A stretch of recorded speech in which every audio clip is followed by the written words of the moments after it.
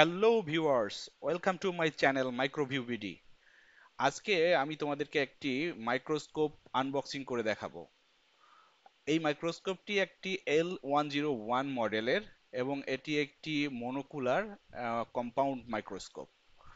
তো চলো শুরু করা যাক।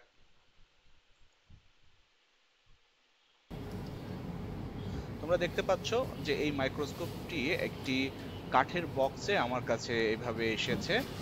তো এটি সুন্দর করে লক করা থাকে। আর এই লকের যে চাবিটা সেটাও এইটার উপরে যে হ্যান্ডেলটা থাকে এটার সঙ্গে সুতা দিয়ে এভাবে বাঁধা থাকে। তো তোমরা এই চাবিটা দিয়ে এই লকটা খুলতে পারবে। দেখো আমি যেভাবে খুলছি, এভাবে প্রথমে এই লকটিকে খুলতে হবে।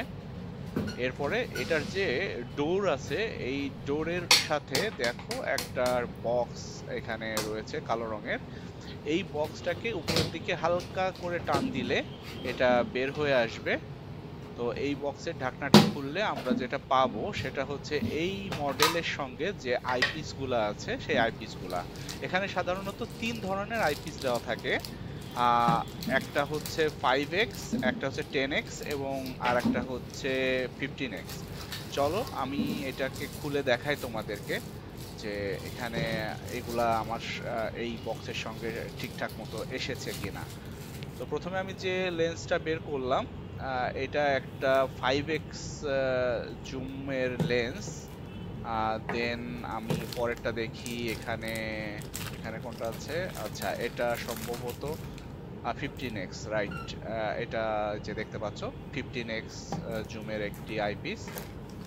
আর পরেরটা ডেফিনেটলি একটা 10x জুমের একটি আইপিএস। ওকে, এই আইপিস গুলাই আসলে আমরা মাইক্রোস্কোপের উপরে বসিয়ে আমরা যখন দেখব তখন দেখতে পারবো। ও আচ্ছা, তোমরা দেখতে পাচ্ছ এখানে একটি সুন্দর ইউজার ম্যানুয়াল কিন্তু এই বক্সের সঙ্গেই থাকে। তোমরা এটা দেখে মাইক্রোস্কোপ সম্পর্কে একটু ধারণা নিতে পারো। ওকে, এবার আমরা মাইক্রোস্কোপটা বের করি। আচ্ছা, দেখতে পাচ্ছ এই মাইক্রোস্কোপটা কিন্তু কাঠের যে বক্সটা আছে এটার সঙ্গে একটা স্ক্রু দিয়ে বেশ শক্ত করে আটকানো থাকে।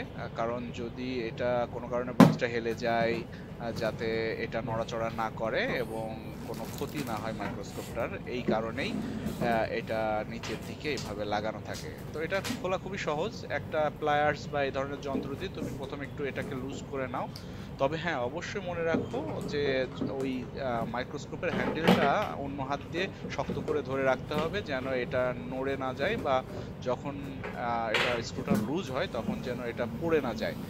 তো দেখো আমি যেভাবে ধরে রেখেছি এভাবে খুব সাবধানের সাথে এটা বের করে নিতে পারবে এভাবে। ওকে, আমি এটা সরিয়ে রাখি বক্সটা। হুম, আচ্ছা, এখন একটা পলি পেপার দিয়ে এটাকে সুন্দর করে আটকানো আছে, কারণ আহ, কোনো ডাস্ট যাতে এটাতে না লাগে। তোমরা ইউজ করার পরে অবশ্যই এই ধরনের একটা কাভার দিয়ে এই মাইক্রোস্কোপটাকে আবার কাভার করে রাখো, যাতে তোমার লেন্স বা অন্যান্য পার্টসে কোনো ডাস্ট না পড়ে। তো দেখতে পাচ্ছ এটা বের হয়ে গেছে। এখানে সাধারণত তিনটা অবজেক্টিভ লেন্স লাগানোর ব্যবস্থা আছে, একটা 5x, 10x আর আরেকটা হচ্ছে 45x। এই গুলো কখনো কখনো এটার সাথে অ্যাটাচ থাকে, আবার কখনো কখনো আলাদা থাকে। সেটা তোমাদেরকে একটু প্যাচ দিয়ে এটার সাথে সহজে লাগিয়ে নিতে পারো। তো এই ছিল আজকে আনবক্সিং। আশা করি ভিডিওটি তোমাদের খুব ভালো লেগেছে। থ্যাংক ইউ সবাইকে।